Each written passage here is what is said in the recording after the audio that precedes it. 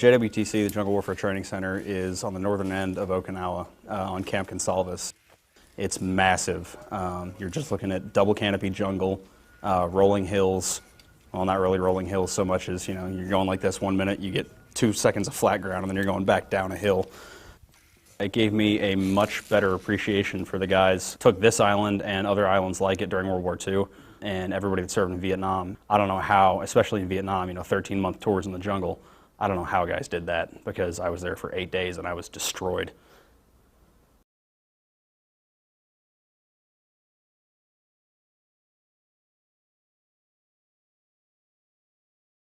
The endurance course, or the E-course, it's about 5 miles long, and there's 30 obstacles in this thing.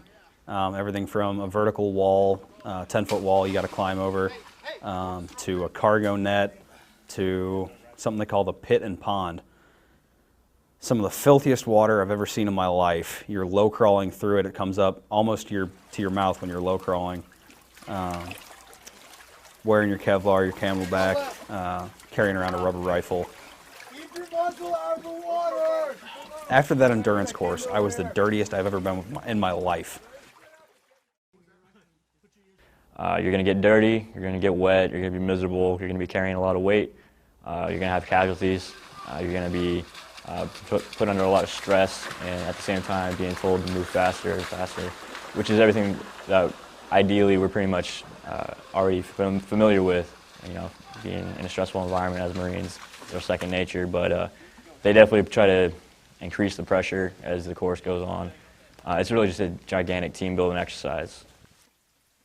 In Jungle Warfare Training Center, they teach you mainly to patrol through the jungle, setting up patrol bases, individual skills such as knot tying, hasty rappelling, conducting operations that an infantry battalion would be anticipated to do.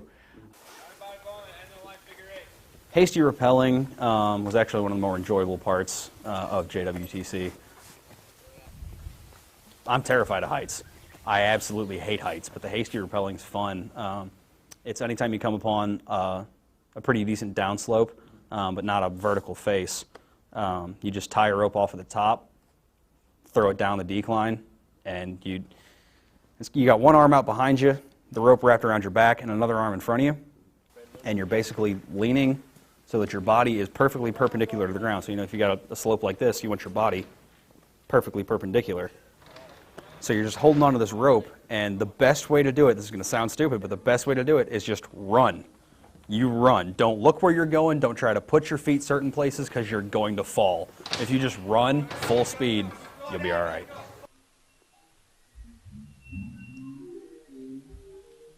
The only real comfort you have on this course is that you don't have any mud on your face, and that you're not too wet. Moving right. The pit and pond takes all that and throws it out the window. You jump down into this pit full of water. You're skull dragging through some mud. You're going under some of the water obstacles themselves. You're crawling through sea wire. And then they've got a booby trap. It's concrete blocks, like 2 cinder blocks, with a sheet of plexiglass over the top. You have to lay there and wiggle your way through with your rifle, on your chest. Just kind of slowly wiggle your way backwards without disturbing that plexiglass. If you touch that plexiglass, not make it fall off, if you touch that plexiglass, everybody in a 5-meter area is dead and has to go back to the beginning. From where you already are, very uncomfortable, it takes you to the next level. About 80% of the area that we're operating in the Pacific region is a jungle environment. The reason that we need to be proficient at our job in a jungle environment is because at any time we could be called upon to, deploy to those areas to provide aid, security assistance, whatever the case may be.